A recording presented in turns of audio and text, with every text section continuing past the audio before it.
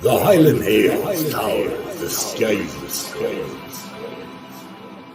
What the shadows they cast draw the spirits near. After all,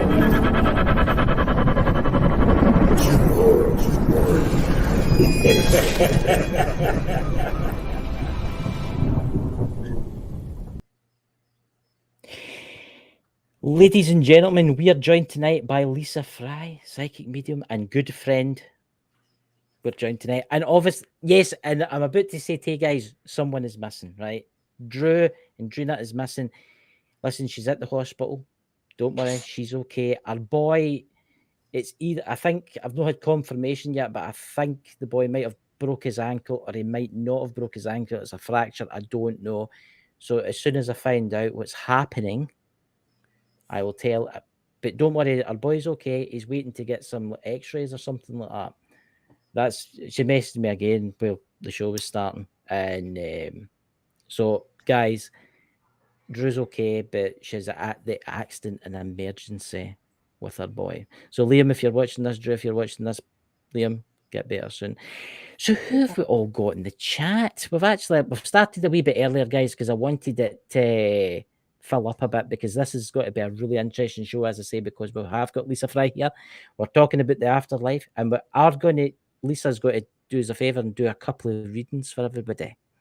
See, I don't know how I'm going to pick somebody. This has got to leave me in a kind of situation. I'll just need to, I don't know, how does it usually work, Lisa?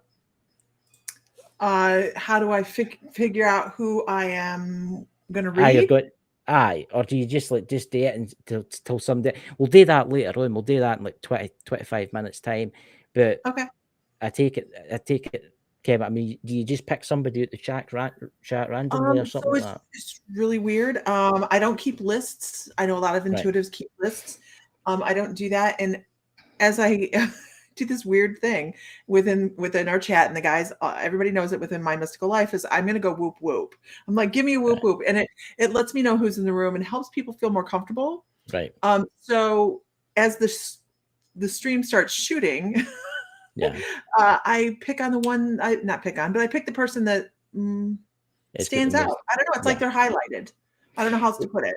We've got Facebook user at the top there, which I think is Indrina, and she says, yep, she's waiting in the waiting room as she speaks. So I hope your boy is going to be okay. You know, Luna Rose, welcome, my mystical love and light. Emerald Isles Paranormal. She's actually in London now. She's actually doing the Jack the Ripper tour.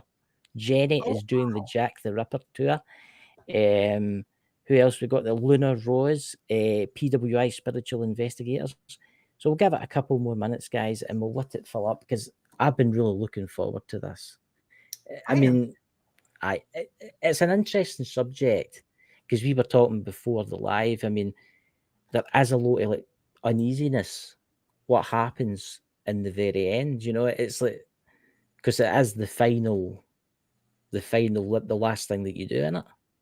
Yeah. You know, there's a lot of we get a lot of questions about what is the last thing? Do you see your family? Do you see loved ones? You know, all of those things. And it's just really interesting that there's so much. I was sharing at the same time. I was multitasking. There's so many questions about how we're received on the other side, how welcoming the other side is, and all of that. And, you know, I've always found it to be very comforting. I've never seen it to be a very scary thing at all. Okay, let me rephrase that. Since my spiritual journey, you know. Somebody says to me the other day, and it is true enough. You're born into this world alone, and you die alone.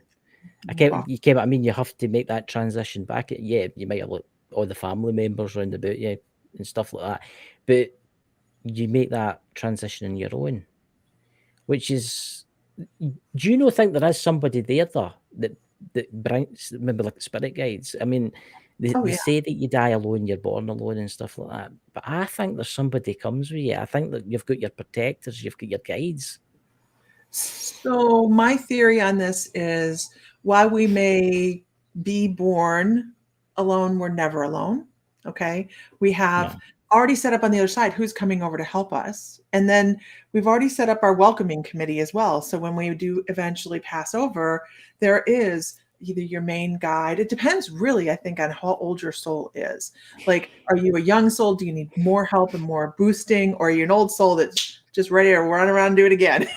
You know? Yeah. So, How do you tell like an old soul? Like, say for instance, you picked me. How old would you say I was?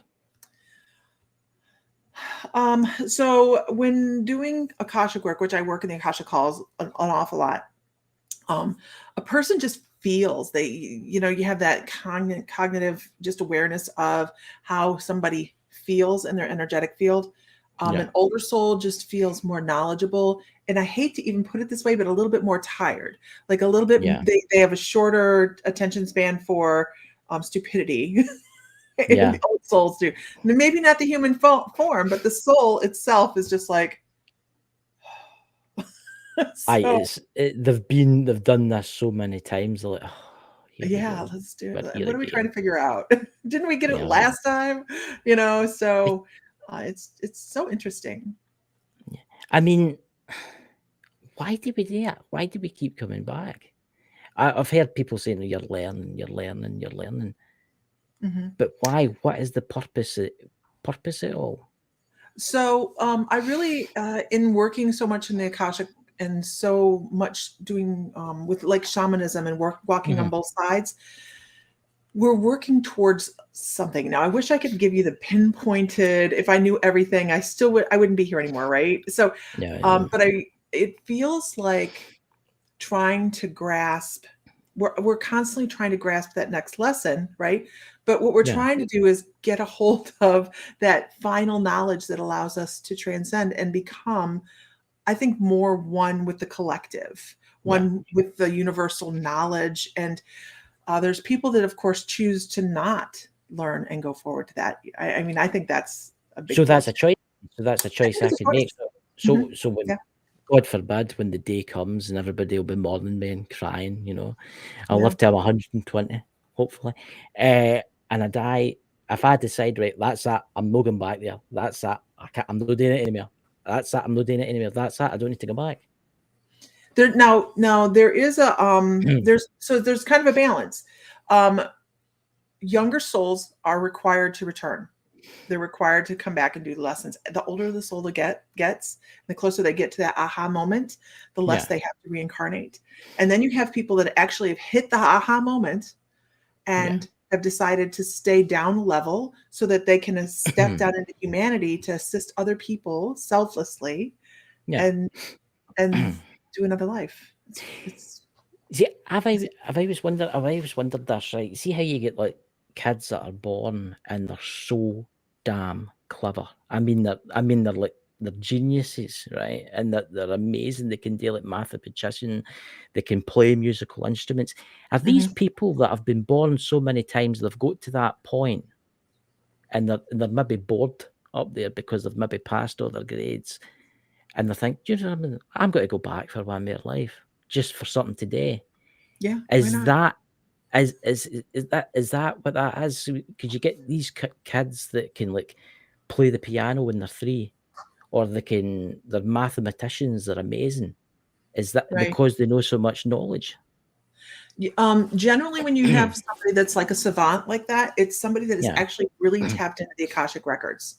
Like they're Right. almost walking with one foot within the records throughout their whole Yeah. entire life.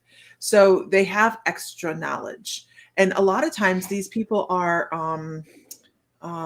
missing something else, right? They're missing maybe a cultural, not cultural, but a social acceptance of some sort. Maybe they're not as good socially with people, I guess is what I'm trying to say.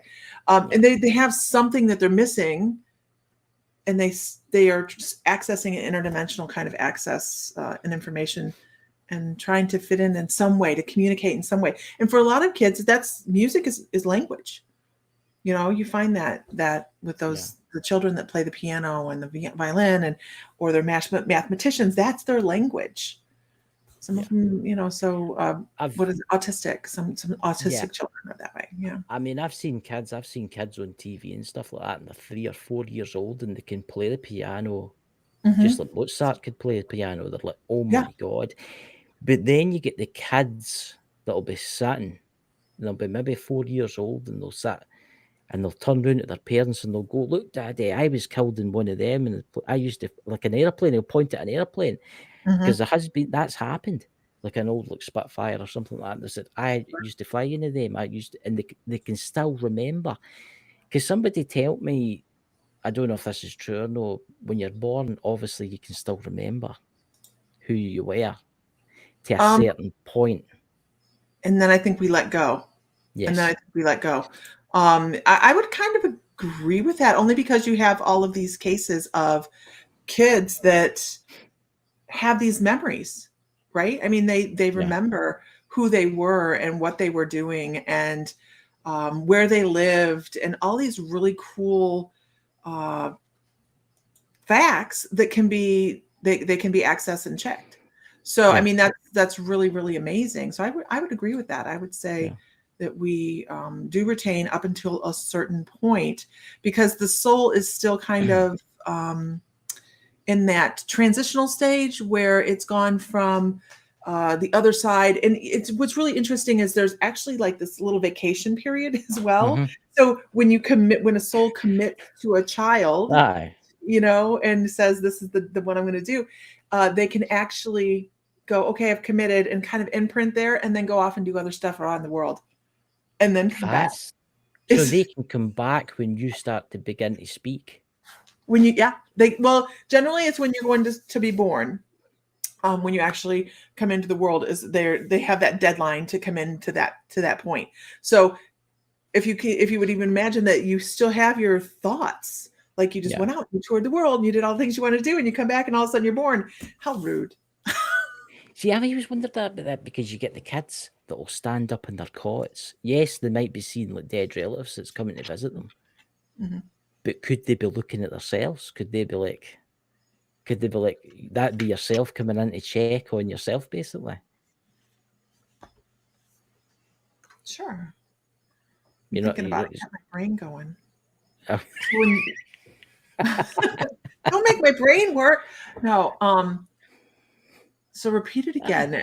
Kids coming into court. But everybody's seen videos of maybe kids, babies in their cot, standing up, and it looks like they're like talking to somebody.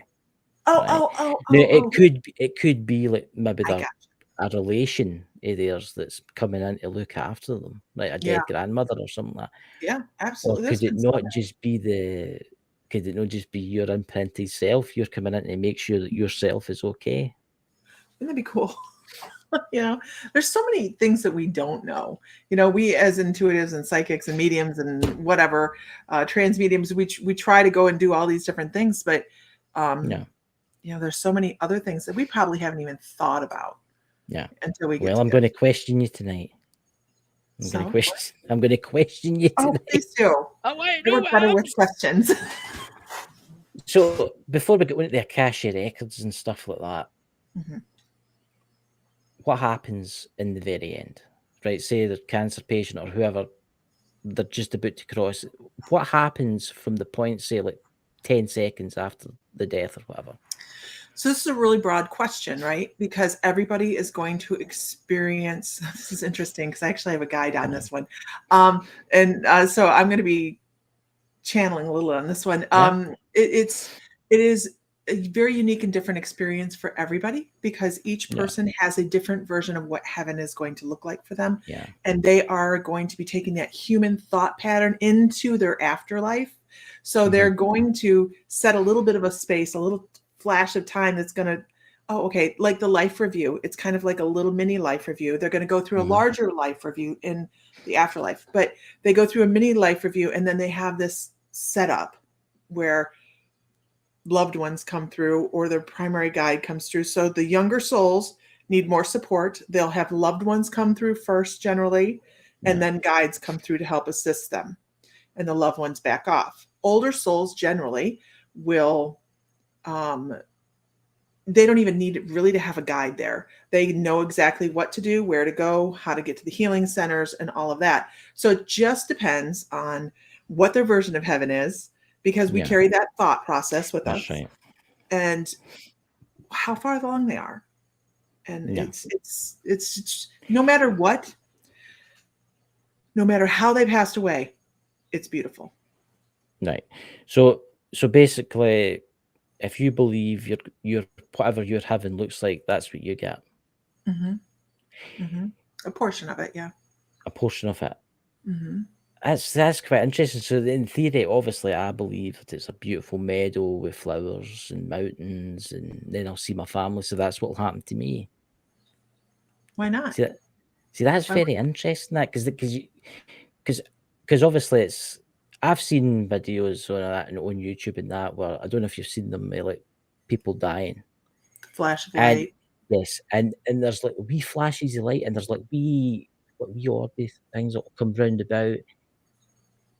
See, I had family members that told me stories about their family that died, and in the very end, just like minutes before they died, they would look at the corner and they would say, "Oh, my mum's here, my mother's here, and so is my dad, and oh, my dog's here, my dog that I had when I was 10 that was killed is here." That must be quite interesting for that to happen. You know, I would imagine so. Yeah, you hear the very common tunnel of white light, right? You hear about that. So you kind of but you have to look at, because I'm huge on science. I love that science is always trying to catch up to the metaphysical aspect of all of this, right? And you'll hear neurologists say that it's microfirings in the brain, blah, blah, blah, blah, blah, until they experience it. And they've had neurologists go through the death experience, near death, and come back and be like, holy crap, that's not explainable, which is amazing, right? Because it works well for us, because they go, okay, well, now let's try to look into the metaphysical part of it. But each person is going to do something a little differently. But now we all know about this white tunnel. Yes. So that's going to be part of our psyche as well. We're going to have that in our thought processes, maybe. But here's the this is the I've got an idea on this, right? I'm just run by me here. You can ask your guide if he's standing next to you, or if she's standing next to you about this, or maybe she'll be able to answer this. People go into the tunnel of light when they die. Some people go into the tunnel of light when they die, okay? But some people can remember being born and they walk down a tunnel of light. See, for the people that believe, they don't really believe in an afterlife. They believe that look, Buddhists, for instance, they believe that they'll be born again as soon as they die. You see where I'm going with this? Will they walk through that tunnel of light and then be born again? Because that's their belief. Who believes that? Well, you Buddhists, which believe that when they die, they'll be reincarnated. Okay. Yeah, they'll be reincarnated. That's their belief. Sometimes have to work on that accent. Yeah. Okay. Right. They believe that when you die, your transitions basically straight away into another soul, right? Okay. Right. So when they die and they walk through that tunnel, there has been people that's remembered waking up, but when they've been born, they've walked down a tunnel, right, to be born. So is that like a Buddhist? For someone that doesn't believe really in the afterlife, do they just get reincarnated like that until they start to believe in the afterlife? I think that I want to put this. I want to put this like, you're going to believe what you're going to believe. Yeah. But there's really stuff that does happen on the other side. So if you think about it, I don't think people are reincarnated immediately. I just don't. And I'll tell you why. Because we came here, and Earth is the hardest existence that's out there. I've heard that. Yeah, it is the hardest school. It is the hardest. Why the heck did we do that kind of thing? And people go, I can't believe I did this to myself.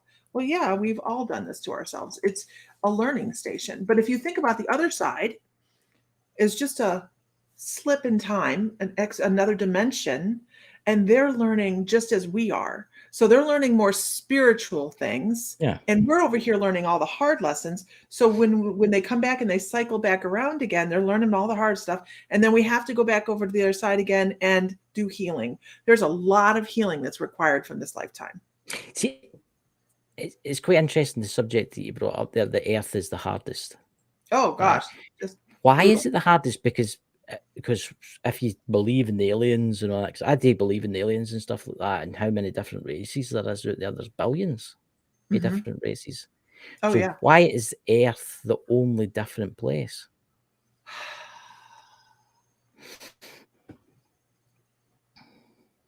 The best way I can put it is it's a pinpoint in the universe. It's I don't know if it's got to do with the location of the planet or they keep showing me like putting Earth right in the palm of the hands, like Right. almost So as if that's it's I understand that. Oh, I understand that. It's oh God, that's such a complex answer. So this in the palm of the hands, things like this kind of to me means that it is a scheduled situation. right. It's a test. It's something Test. we set up on it and not us, not humans. Don't get me wrong here. We can totally go extraterrestrial on this. Oh and yeah, say, you can go that way if you want. you know, it is a construct. It's a construct. We designed it to be almost like the Hunger Games. As I mean, yeah, the Earth, I must admit, is odd. It's a rough one. Looking at You know, it's I don't know why in God's name I chose to come here. what was we thinking? No, but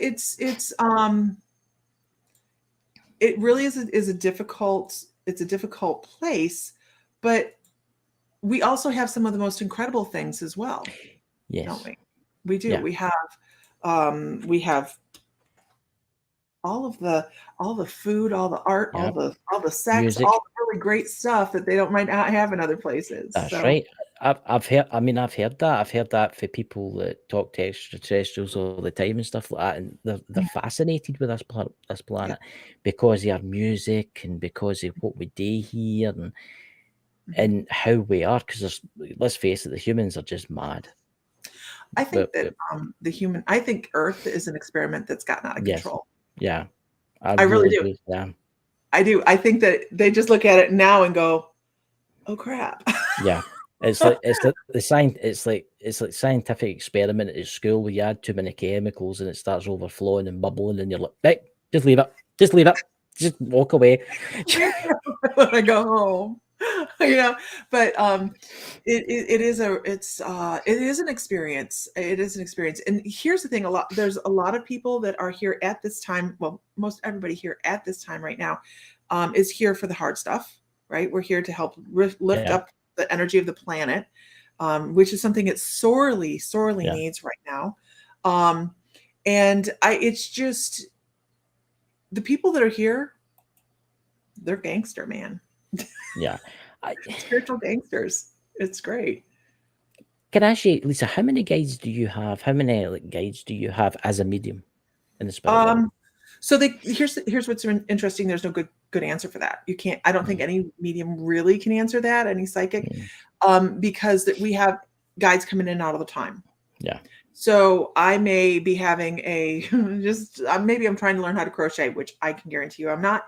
But there may be a guide that comes through that is really good at crochet, and they stop and when they are done, they leave. So, but as a foundational answer, I would say 12 is the number that I'm giving. 12. What do they look like? I mean, do they have physical form, or do they look like humans, or what I'm saying is, do they look like angels, Mia? You see where I'm going with this? So this is a good question. Because I just started a psychic development class 2 nights ago, last night. And we were talking about the physicality, the appearance of guides. And of course we have animal totems, so they come across as animals. They look just like an animal. And they come across because we can associate with that very easily. So you'll have some of those, but you may have extraterrestrial guides. You may have guides that present themselves as angels, and you may have guides that present themselves as people or elementals. And here's the key. What is going to be most comfortable for you and is going to be accessible for you as a psychic or medium is how they're going to work through their physicality to be able to Yeah. present themselves to you. Because if you have someone that is not a horror film fan, you're not going to come to somebody as Dracula. Okay. I mean, this is true. It's true. But if you have somebody that, like me, like I love the Dracula lore, that would be fun, but they would present themselves with something humorous in that manner. You know what I mean? They would come to me with something that was funny Dracula wise. But aloha, why you're in our thoughts. See, that's interesting, that, because Drew, that our co-host that was meant to be here tonight, but hopefully our boy will be okay. She's got like a spirit guide that's a wolf. And I know there's people in the chat there that've got spirit guides that are wolves, but they've also got spirit guides that are like kind of elemental, kind of like spirit guides, which have guided them through their lives and stuff, which is actually interesting. Me, I've just got, what's his name? I don't know where he is now. He's probably floating about somewhere. I've just got him, but it's so strange, isn't it? I mean, I've heard of people having like animals. There was someone I know, actually, it's a medium American, and they've got like an eagle that shows up when they're like crossing spirits and stuff like that. Yep. Actually, just puts that in the chat. I'm just reading that. Hello from Hawaii. Welcome. Thank you for joining us. I would just like to say my heart is in Hawaii. Yeah. We lived in Hawaii for a couple of years, and I'm just. I know. I've seen it. I've seen it. That's absolutely devastating. What's going on there right now? Yeah. And I hope the government rebuild everything for you. I hope that the Hawaiians hold the ground, and keep their ground. Yes. And don't sell Hawaii. Everybody, let's have a prayer. Facebook user in the chat, prayers for Hawaii. That's what we need. Because it's the world's a really messed up place now, and a lot of people have lost a lot of homes. Yes, and a lot of people have been killed too. I have some friends in Hawaii, and I hear some of the things that are going on in the background, and they're correct. They are not. They're blocking aid. I've heard that. Yeah, I've heard that. Yeah, I got goosebumps. I'm just, my heart's in Hawaii. It's hard. Yeah, I know. I actually seen it. It was on TikTok, and I was like, oh my god, oh my god, the devastation, and it's quite strange actually, because there's a lot of developers that are wink, they're coming in now wanting to buy the land and stuff like that, which is very strange. And hold the land, man, hold the land. Do not sell it. It is a land grab. I agree. It's very sacred land. If you've ever been, it is some of the biggest downloads or revelations I've ever had have been on Oahu, and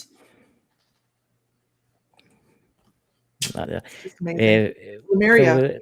We have no gas, no water, no electric. Oh my god! So guys, please pray for Hawaii to get everything back up as soon as possible.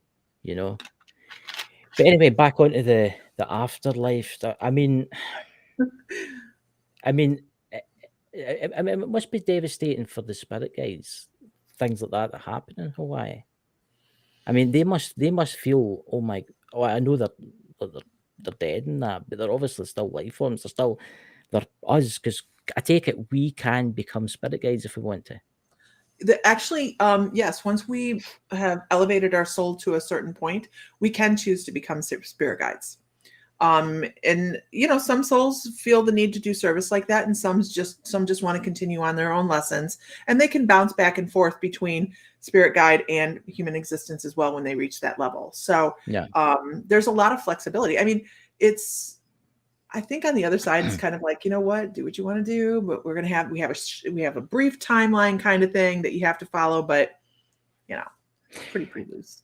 Now I'm going to ask this because somebody asked me to ask this today, and I know a lot of people have talked about this a few times, but what about purgatory and hell? I don't believe in them. Just like I don't believe in. I won't go into that one. But purgatory and hell, honestly, I think we make our own here. Yes. I believe we make our own here. I think it's part of Some of it can be part of our own self-punishment.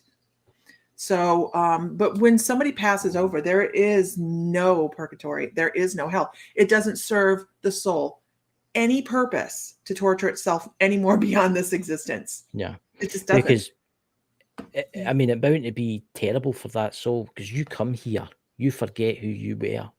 Mhm. Then, hypothetically, World War II, you're Yeah. born, you join the SS, and you kill a lot of Jews, right? You die, you go back, and then you're like, oh my God, what have I done? That's it. You're Mhm. like, you realize who you are again. And you're like, oh my God, what have I done? Right. And I suppose they've got to live with that, but that's them growing. That's them. That's was their lesson. Yeah. I suppose. Yeah. You mean on the other side? They're learning that. They're figuring that Yeah. out. Yeah. Yes. So here's the thing, and I love this. I love this part. When somebody does decide to end their lesson prematurely, and they're on they head over to the other side. What happens is there's nobody standing there going. Yeah. They go, you know what? It was a hard one. You picked a lot. Let's try over again when you're ready.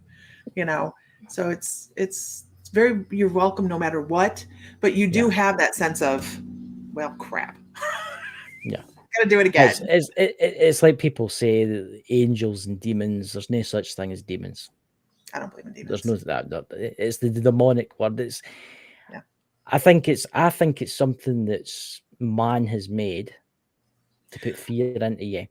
But I do think there is evil exists. I do think evil exists. I agree. But agree with it's made by us. It's made by us. And when you get a priest out, or when you get like a minister out today, like a blessing, it goes away because that's your belief.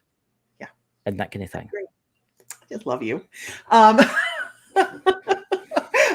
I don't believe in demons either. I believe there's elementals that have been on this planet and are really crafty, and some of them are great and some of them are not so great. Yeah. Working with shamanism and working on both sides, I have worked with some of these negative yuckiness. Okay, so do I think there's evil? Absolutely. Oh, yeah. But a lot of times, and when you have hauntings or attachments or things like that, it is an energy that just forgot to transition over, and they're stuck here on Earth without a battery. So they try to attach themselves to people or places that are high energy. You find a lot of spirit activity on ley lines and things like that. So, evil, no. Heaven and hell. I don't believe in heaven or hell. No. What I mean is, I believe in it. I believe you go somewhere. This is my belief, so only my beliefs. I believe you go somewhere. I believe you're here to learn. I believe if you've committed a horrible thing, that's a lesson that you've agreed with other kind of people. I believe that, like, for instance, it's Hitler, for instance. He's probably been reincarnated by now a lot of times, but he had to learn here that was his life. That was his thing. When he went back, he must have been like, oh my God, what did I do? But then obviously somebody said to him, but that was what you had to do, kind of thing. Yeah. It was what he agreed to do. I don't believe in the demonic words. I do believe there's evil. I believe that there's man has created, not just man, woman, man itself, humans have created an evil, evil in this world. Yeah. That causes like house hauntings, that causes like terrible things, that causes like demonic attachments type of things. Right. That's what causes it. And then people go in and they clear it out and they call them demons, but they're not really demons, but they're just man has created them. Yeah. It's quite interesting with Son of the Naked Bigfoot there. Where are you there? Where are you, Pete? Where was that question that you put in the chat? Some guides are never human. What's your thoughts on that? Absolutely true. Yeah. Absolutely true. Some energies are way, way, way older than humanity, than our planet. So if you were to be fishing from the pool for guides over on the other side, I mean, who are you going to pick as one of your main guides is going to be part of the collective knowledge that is the universe. So when you have that person come over, and I didn't answer a question for you a little bit ago, and I'm going to do that real quickly. Brilliant. When they come over to help somebody, they've never had a human incarnation. Yeah. And a lot of extraterrestrial guides that have, blue avians and Arcturians and things like that. They don't. They're not. Some of them have never had. Now some of them have, but most of them not. Physicality of guides is going to look like what you need it to look like, basically. But there are guides that do look human and have never had a human existence. So it's just what makes us comfortable. That's like elementals, and that's like going down the road of the elemental kind of side of thing, because they've never really had form. They can appear as anything they want, really. Right.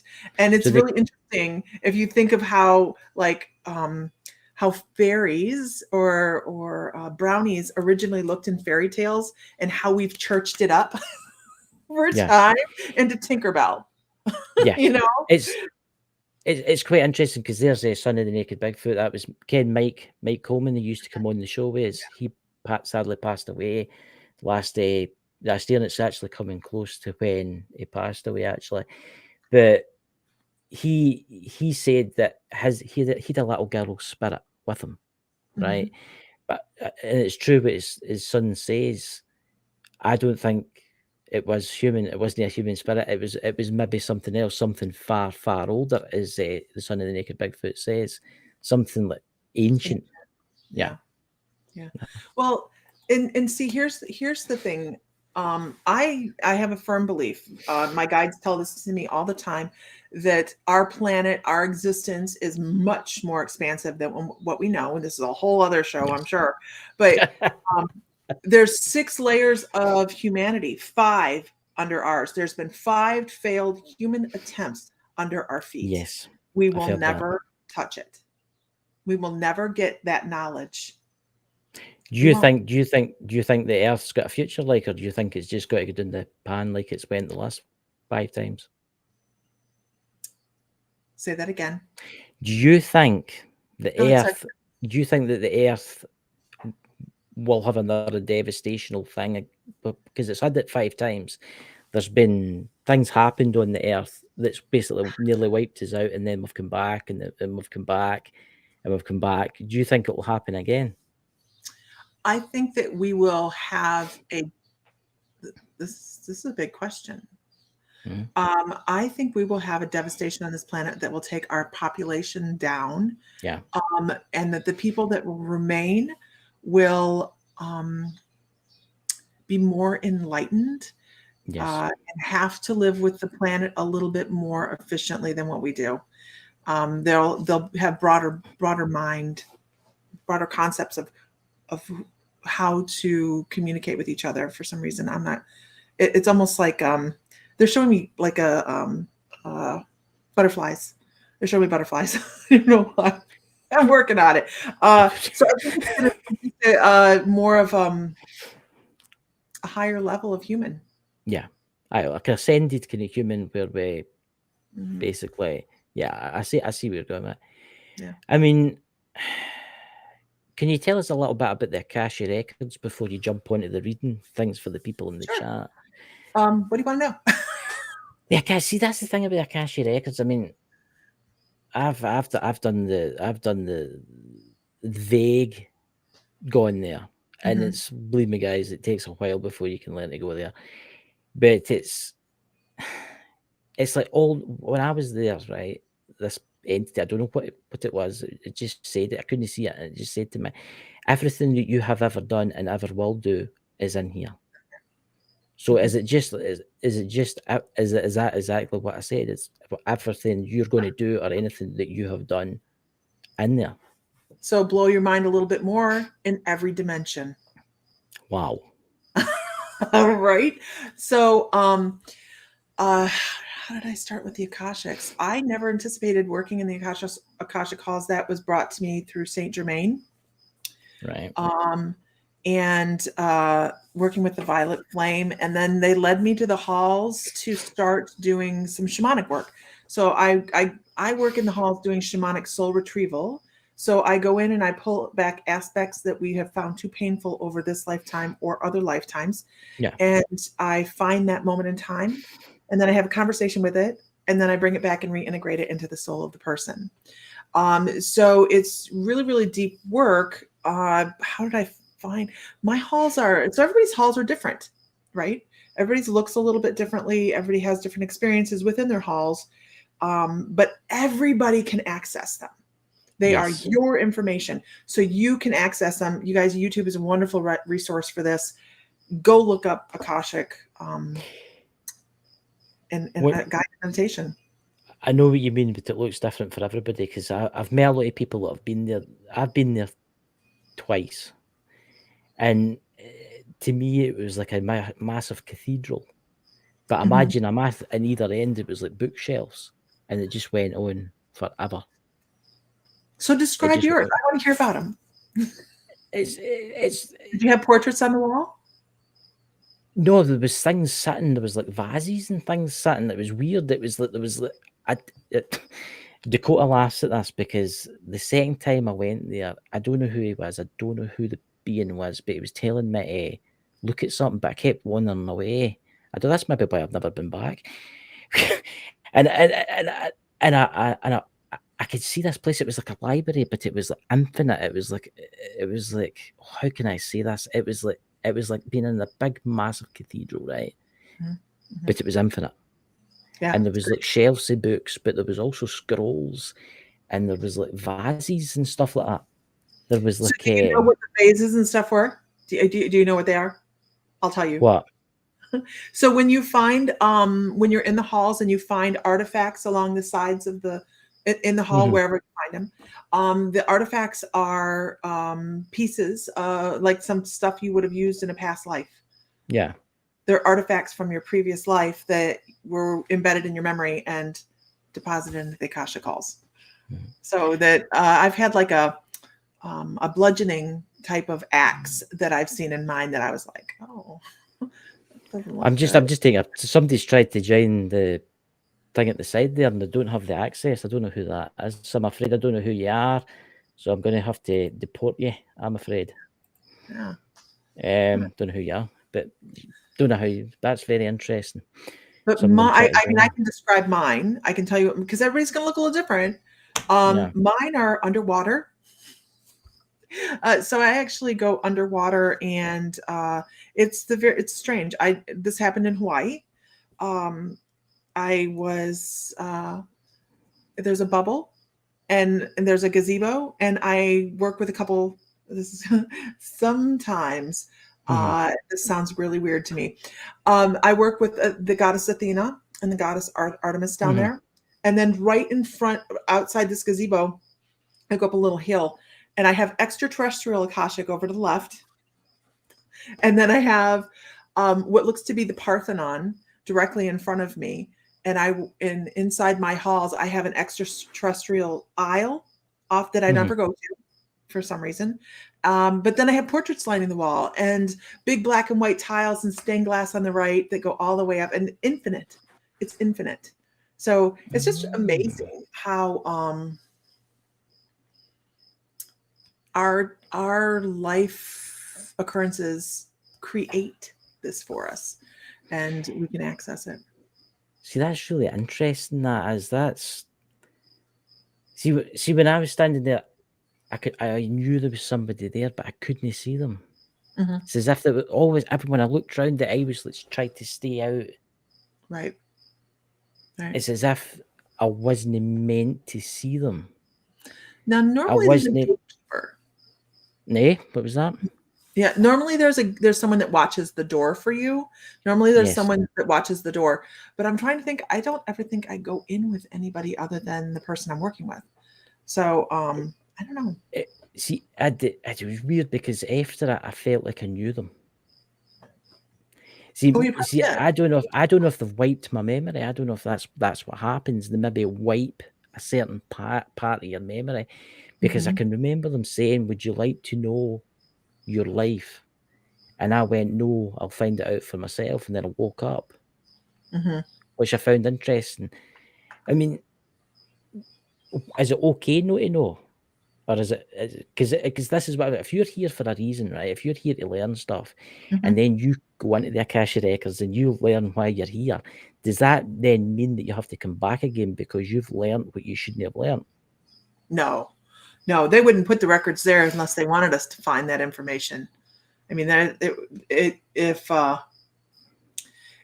we had to, if they didn't want us to know, we wouldn't know. Yeah. That's, it's kind of like a breadcrumb, isn't it? Like, here's a little bit. If you really want to learn, you'll learn. And it's true. I mean, if you can step outside your boundaries and step into your Akasha calls and I'm all about it. I must admit it was, I mean, I've been to some strange places doing that kind of meditation stuff. I mean, the best place was I don't know if it was the Akasha Records, because it was the most beautiful landscape. Imagine the most beautiful landscape, right? And in the distance was like a city with a waterfall, but the city looked like old. I mean, it was like thousands and thousands of years old, with ivy growing up it and stuff like that. Was that the Akasha Records that I was looking at for a distance? I mean, if it was, I don't know. See, because everybody will have a different idea of what the Akasha Records look like. Because if you say it's in every dimension and every reality, obviously there's going to be extraterrestrials out there that live in buildings that look totally, absolutely bonkerly different. Yeah, absolutely. They'll imagine it like made out of metal or something like that. I mean, they'll imagine it totally different to what we imagine it. Yeah. So, what would you like the people to say in the chat for you to start your readings?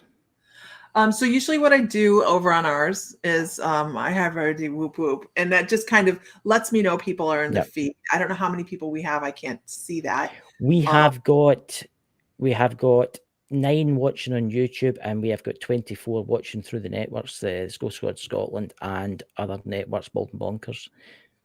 Okay, so the only ones that can come through our YouTube, right? Yeah, but I can bring them up on the screen. I can bring them up on the main screen for you. So okay. Right. So okay. So we've got, right, for instance, we've got Facebook user here, whoever that is, I don't know. Whoop whoop. Right. We've got Phoenix. There you go. Some people know. Let's see. Right. Come on, guys, don't be shy. Please say whoop whoop in the room if you want to. Oh, right. Do me. I tell you what, can I pick somebody? Can I just randomly pick somebody? You can do that. For the surprise guest of the night, please do my friend here, Pete. His name's Pete. His real name's Pete. Pete. He's son of the naked Bigfoot. Yes. Pete. Okay. Pete, I want to say,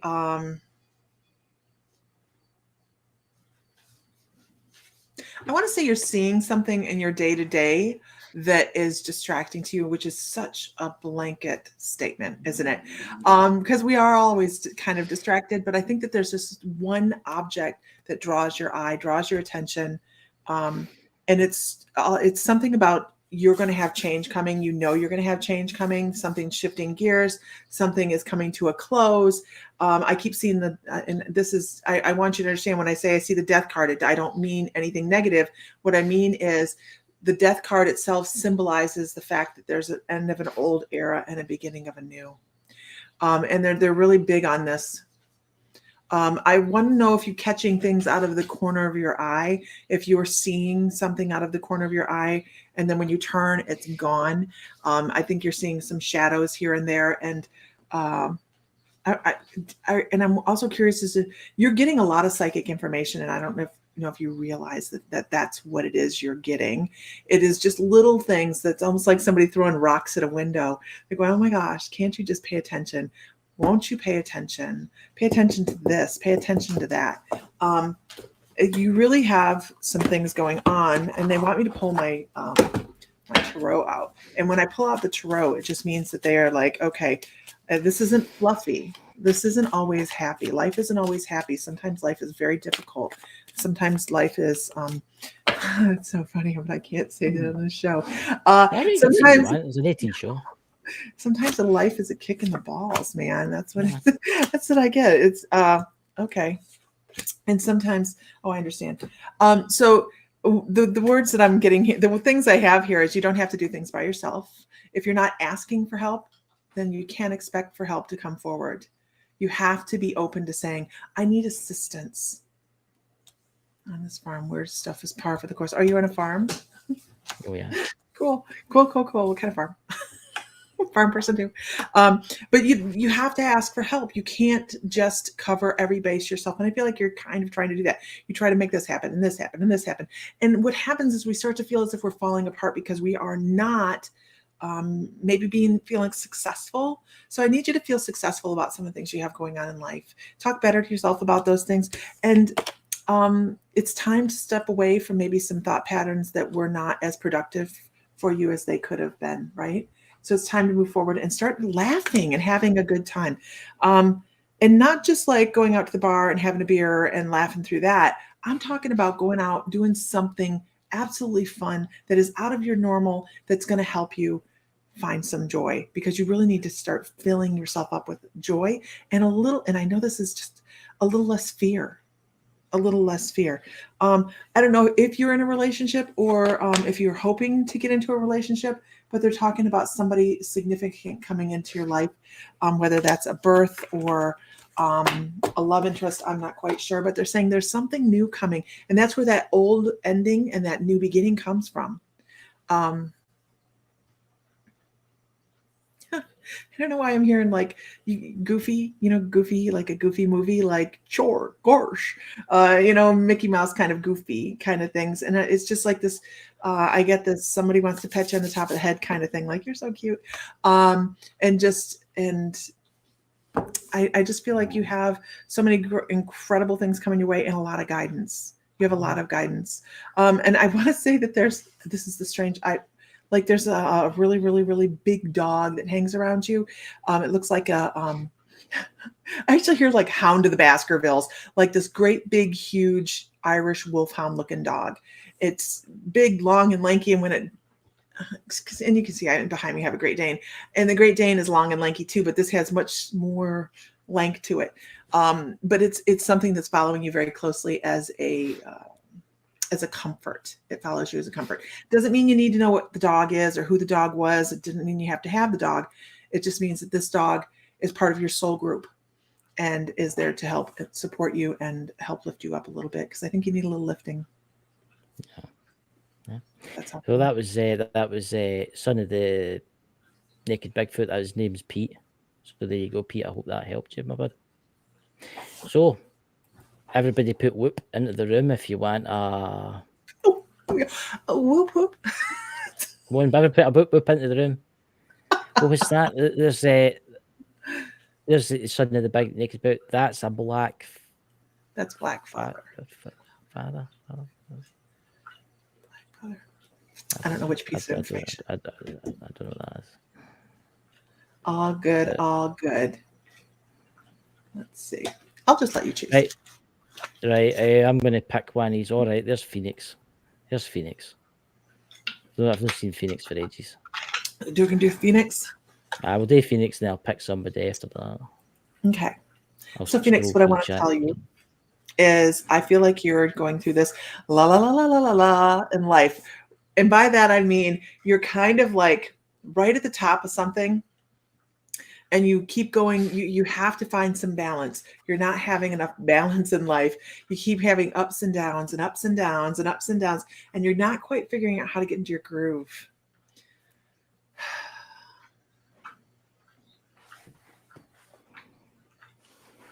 I want to tell you you're clairaudient. I really feel the need to tell you, you need to listen to your inner dialogue a lot more. If you're saying me and I, you're talking to yourself. If you're saying you and we, that is your spirit guides talking to you within your internal dialogue. And you know what, you guys, none of this is Hollywood. None of this is what you would think it would be. So clairaudient is not hearing somebody having a conversation with you in the same room. It can be your inner dialogue, and it's going to sound like your own voice. Okay. So when you're doing that, you have to be nicer to yourself. light yourself a candle, jump in a bubble bath, get a pedicure, do some things for yourself. You need to fill your cup up, because I think you're giving to a lot of other people and you're not taking care of yourself. You need to do some more grounding, because I feel as if you are getting energy in, you're taking on everybody's stuff, you're taking on everybody's crap, and then you're not releasing it. It stays in the body, and that will create eventually physical issues. So I need you to really go outside, run around in the grass and bare feet, eat some good fruit. They really like fruit for you. Like, eat some fruit. That's so funny. They want to store. I have like one guy that's like chucking strawberries your way. I don't even know. What else do we have? I want to talk about an animal totem for you. I want to talk about a sparrow. I want to talk about, and the reason we have sparrow is it's like this tiny little animal totem, but it represents your lightheartedness, your loving, caring nature, and that ability to want to bring people in like this, right? You're like, oh, I'm your mommy now. You don't need to do that. That is not what is going to fill you up spiritually. It isn't.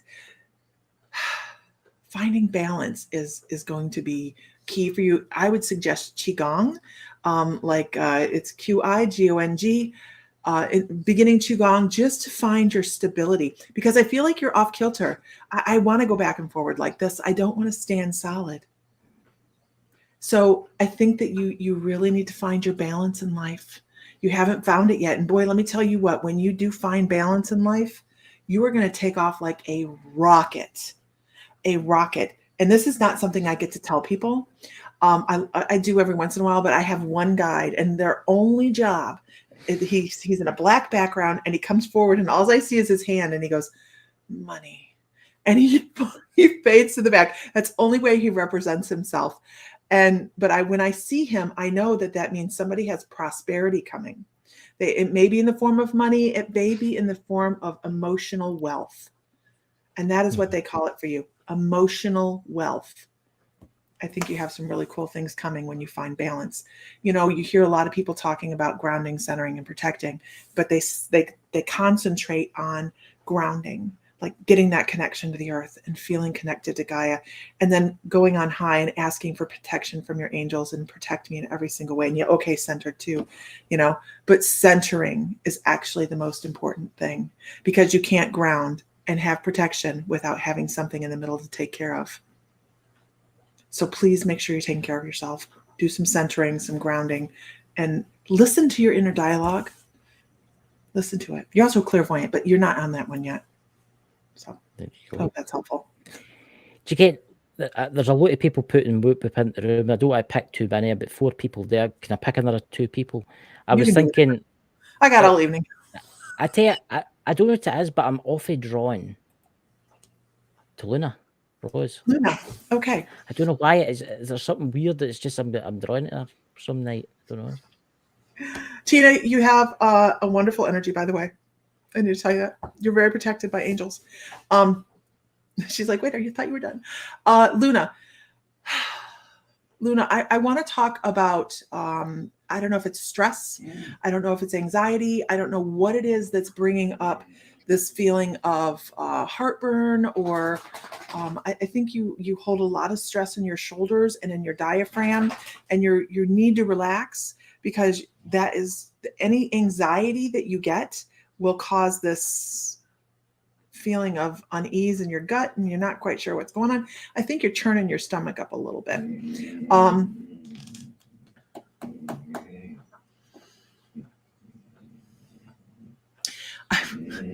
So I'm sorry, my dog has decided you talked about stomach and then I heard that. It's not me. It's the dog, I swear. But I want to go into some mediumship, and I'm not quite sure what I have coming across yet. I keep seeing somebody that wants to darn socks. So I'm going to say this is somebody that's older. We don't darn socks anymore, but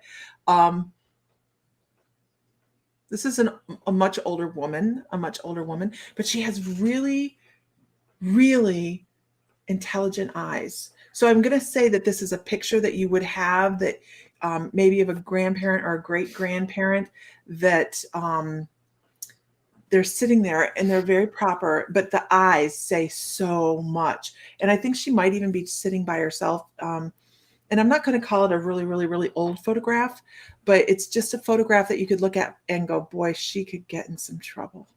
That woman right there, she could be a handful.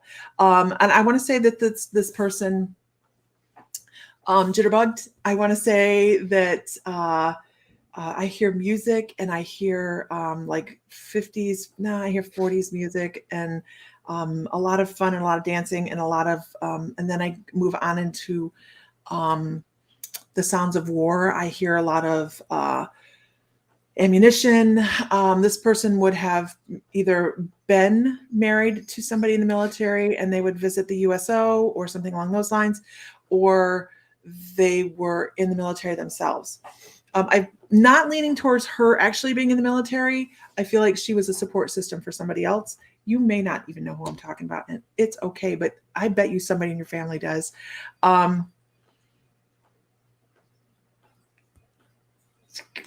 She talks about sensible shoes and might have been a nurse. So the reason we do mediumship, though, it doesn't necessarily, it's not about the validation. It's not like, I can bring across dead people. It is about the message that comes with it. So even if it's not somebody you recognize or who even, remotely feel like it's all about the message that they have to bring across from the other side. And this person wants you to know you need to not spend time doing stupid little things. These are words. Why would you? I think you hyper focus on things. I think you get onto something and you're like, okay, and all of a sudden you've lost 3 hours, right? Focusing on this one little problem that really probably didn't shape your world. So this person's saying life is not infinite in the human side. So take some stock of some of the things you're doing and look at them and say, okay, well, I've given that enough time. Now it's time to move on and do something different because life is short, and what else do we have to say? It's not worth fighting with people either. I don't know if you have somebody you're in a disagreement with, but she's like, it's not worth fighting with people over silliness. And she goes back to the little things. She's like, don't fight over the little things. Pick which hill you want to die on. Because arguing over little things is not going to be very helpful for you in the end. So there you go. Where are you, Luna Rose? I hope that helped you there. I don't know who to pick next. I've ever put whoop up. No, I can't even pronounce it right. Whoop in the room. If you want a reading, Facebook user, please tell me what your name is, so as I know what your name is, because it just says Facebook user. We need to know what your name is. I'm going to pick something random here. I'm just going to look at the wall. It's saying whatever it stops on. Right, it's stopped on PWI Spiritual Investigators. Okay. Okay. So we're going to do something a little bit different. I hope that was helpful, Luna. I don't, I can't always say that people know who we bring up across, but we just give the information. So interesting. Her name's Sherry. Oh, PWI. I want to ask PWI what their name is. Her name's Sherry. Sherry. Yes. Sherry. Do you smell something overly sweet?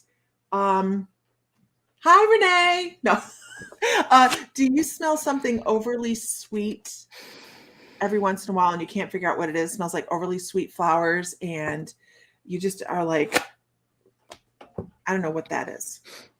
Because that's something spectacular. If you do that, it is something spectacular.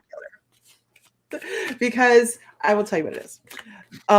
Archangels smell and guardian angels smell like a big bouquet of overly sweet flowers to people that are clairolfactory. And people that are clairolfactory, they can pick up the scent of guardian angels, and that's how they marker them. Generally. So I need you to know that you're protected, you're walked with every step of the way, every single day on purpose by Archangel Michael. Like Have you ever seen the cartoon? It was like a Mickey Mouse cartoon, and there was the 3 buzzards, and they were and they walk down the road, and they're all in sync. And that's how I see Archangel Michael following you. But I'm supposed to do this, and I don't do this very often. So, okay. Okay. I'm just going to start reading. I'm not going to show you every single card, but I'm doing like a 10 card reading on you in a hot second. So bear with me. This one is about being passionate about what you go about for and move forward with. Everything that you do, you kind of do full force, and you get out there and you make sure it gets done. And I think that you've done that throughout your whole entire life, but you have a drive right now that maybe you don't even understand, but you have a lot of change going on. And I'm going to show you this one. You have a lot of change going on in your life right now, and it's for the better. Things are turning up, sunshine's roses, and the light is coming up for you. Sunshine is coming in every direction. I know you shouldn't see that from the death card, but for me, for you, I say, wow, I think you have some great changes coming. And of course you do, because here's the 3 of Pentacles that says, look at all these things people want to give you. I think you have some opportunities coming up that you may sit back and go, I never thought of that, but I'm going to percolate on it. Because if you don't pay attention, you can miss some really big opportunities. These opportunities, if you drag your feet, are going to go by.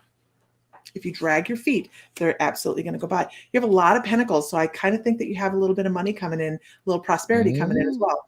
So you're developing a craft, you're developing something along the way, and every time you learn something new, you're adding. I also think you're an empath. I think you're somebody that picks up everybody else's information. And somebody is she? Yeah. Okay. Yeah, you pick up everybody's stuff. Talented. This is a pretty strong gift for you. As a matter of fact, this is a Claire. This is a psychic Claire.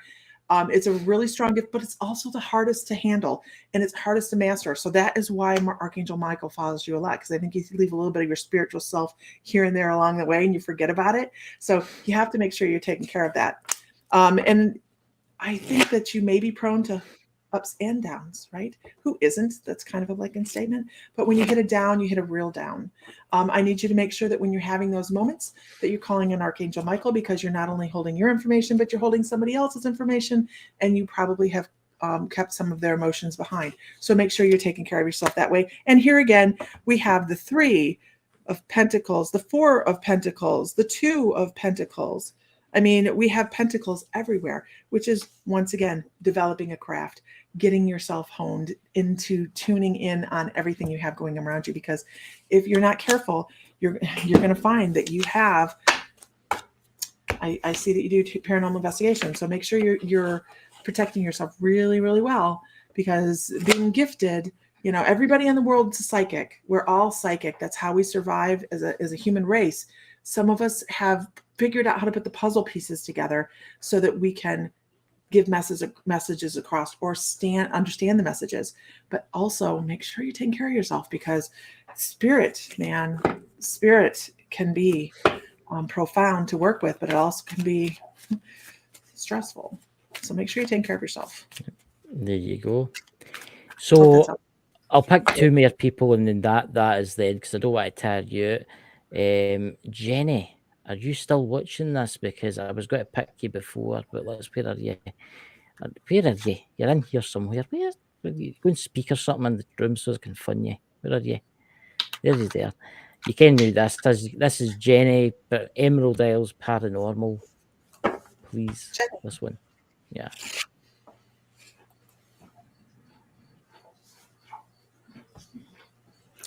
Jenny, I need you to look into the future. I want you. So funny.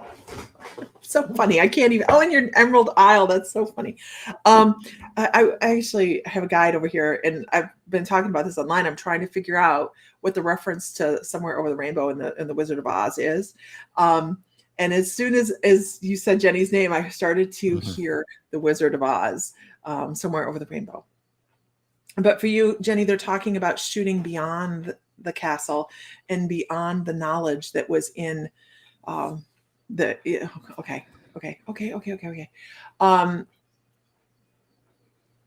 mere knowledge that All she needed to do was go home because she had already found herself.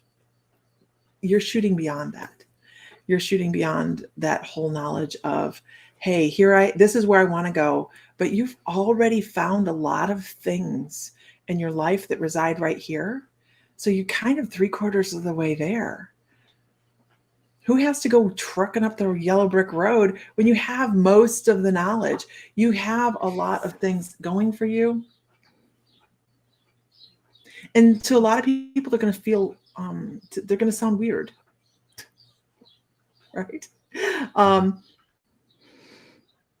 they're giving, and I know this is one of my spiritual things.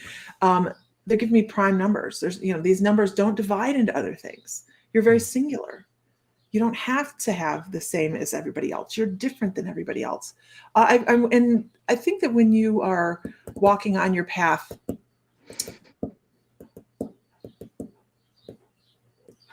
you have this wonderful hometown feeling to you.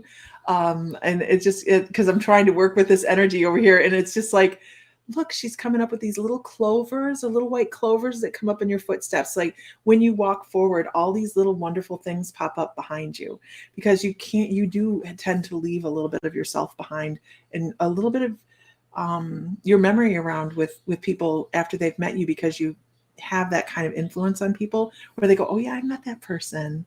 And they smile because they thought of you.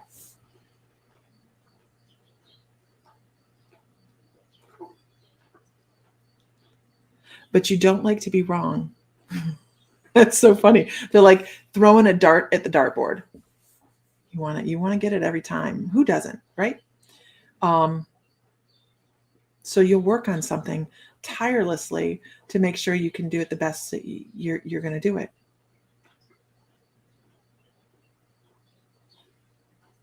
I would also call you clairaudient as well. I would almost stretch into mediumship for you, which can be disturbing if you're not versed in how to go forward with that, right? Makes us feel a little crazy sometimes because, and here's the thing, you guys, as I'm sitting here, I am working with physical tells for what everybody has. So if I say you're clairaudient, it's because I have a physical pressing on my ears that says they're not listening enough. But with mediumship, I get this right here, right?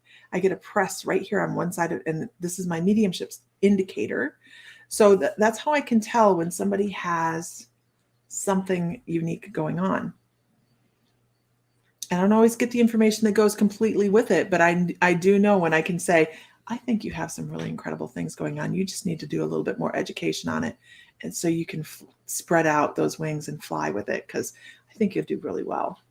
You have a big heart, lots of compassion. And it's really what's needed to do mediumship. It really is. And I also feel like you have a big question. This is so funny. I feel like you have a really big question, and I think the answer is yes. I don't know. I wish I had more for you on that one. Okay. But they just show me a question, and they're like, yeah, the answer is yeah. You got it. I hope that helps. So there you go, Jenny. If you're watching this, she's actually in London now. She was away doing the Jack the Ripper tour, but she popped in and she left a comment earlier, but I didn't see her comments, so I've popped it up now.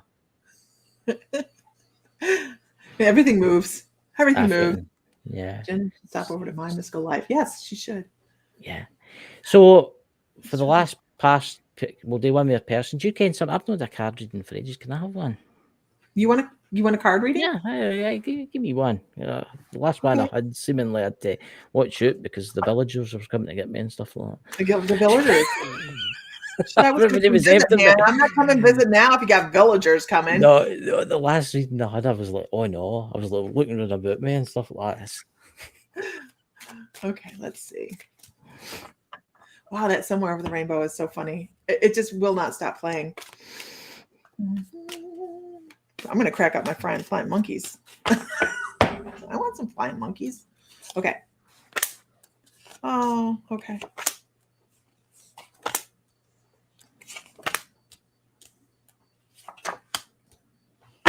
Oh, look at the shit or get off the pot reading. He's like, I don't even know what you mean. So here's what I have here. I think that what I like about the tarot cards is they will cut you off at the knees. They're going to tell you exactly this is situation and what can be gained from it and how you learn your lesson from it. And this one's really interesting because it talks about the ups and the downs. It talks about the feelings of being judged and having moved away from that in life, moving further forward faster. Because when we're younger, when we first start a journey like this, it is, I can't believe you're doing this. This is weird. I don't like this. This makes me uncomfortable. So you shouldn't do it. You get a lot of that, right? But I think that you're very passionate about what you do. I think that you move forward regardless. There's some days it's a little harder than others, though. Some days it's hard to put one foot in front of the other and say, you know what, this is what I want to do. This is who I am. If you don't like it, you know, I don't know what your slang in Scotland is for it, but we have a couple over here. Yeah. So, but I think that when you do pick something up, you do it very thoroughly. And I think that that's a wonderful quality. But you think things through too. So you can be very passionate. You can be very much a fire sign, but I think you're more an air sign. So you have this fire and air where you go, okay, I am going to do this, but we're going to think it out. We're going to make it something. And you do. You've done that, right? So you take command of a lot of different situations, and I really think that's a great, strong, driving energy. But then I come across this one, and this is the prosperity in all levels of life. So settling into your true self and having all of the things that people want, right? Having the things that people can stand back and go, oh, well, we wish we had that.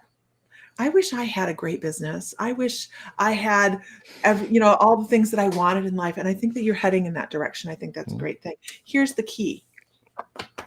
There is a point in life where we have to stop and we have to look at things and the things that have caused us and made us pause in life. And we have to make a decision. Am I going to move forward or am I going to stay right where I am? Is this a fear-based pattern that I'm living in that has kept me right here? How do I step out of that? And that you wanted it, man. You wanted the reading. No, I didn't. It's all you, buddy. You're good. I must admit you're good. Because it is about the emotions and living. The cups is all about that water. It's all about emotions. It's all about how do we step forward? How to make decisions practically? How do we be in charge of the situation? How do we still move forward and feel as if we're not losing ourselves in the decision? I'm going to stop with the cards for the minute. He's like, please, please stop with the cards. I also need to tell you that you are followed closely by Michael. And I'm trying to figure out why he's doing that. There's some days it's a harder so I'm going to step into this. I was reading the chat over here. Step into this. There's days that are just really hard. Days are hard. Why days? Those why days? And Michael shows me that his wings drag a little those days because he's a little bit, he's there with you. He's trying to hold you up those, and it's just bringing, he has to work a little harder those days. But that's part of their job. They're okay with that.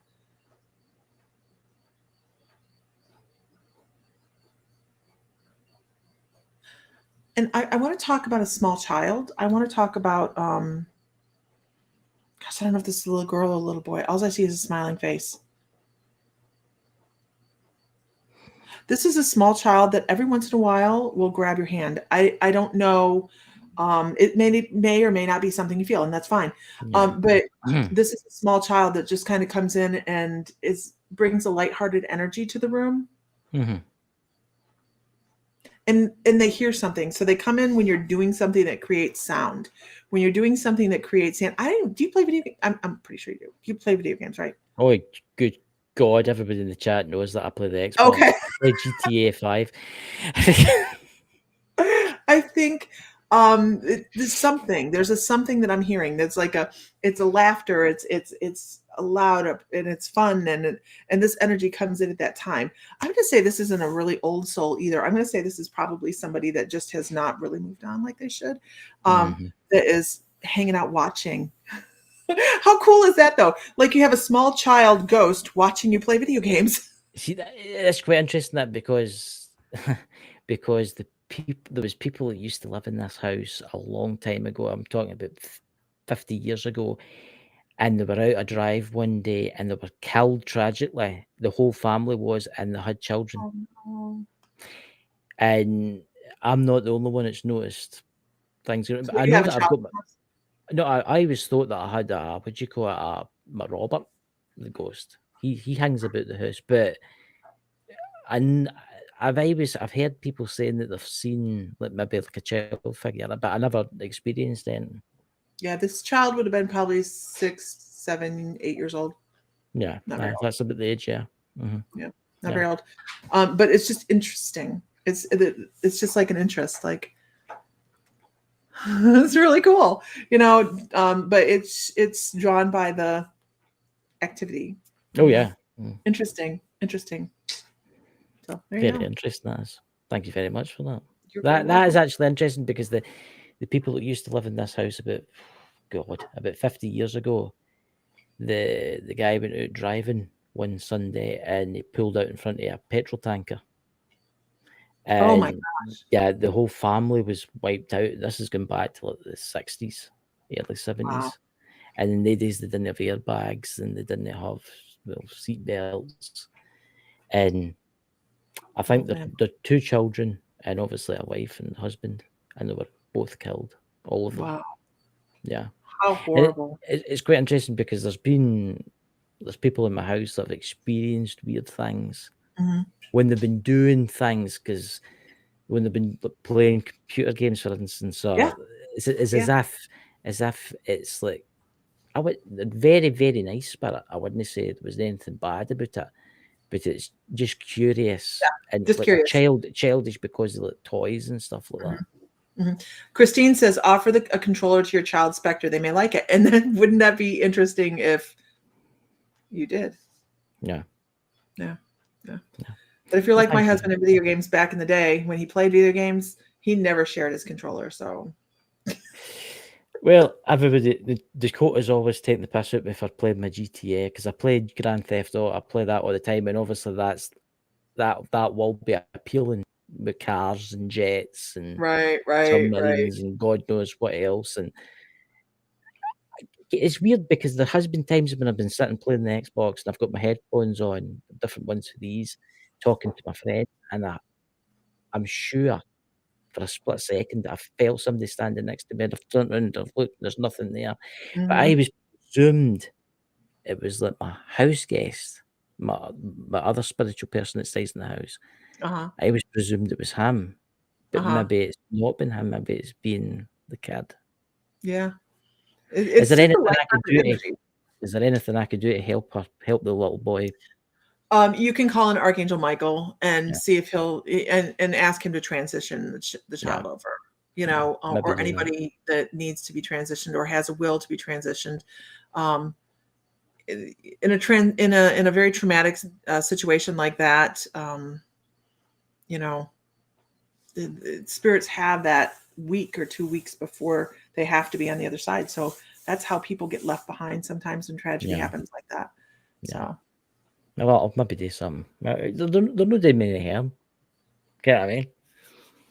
No, I can. I've got viewers watching me. Right?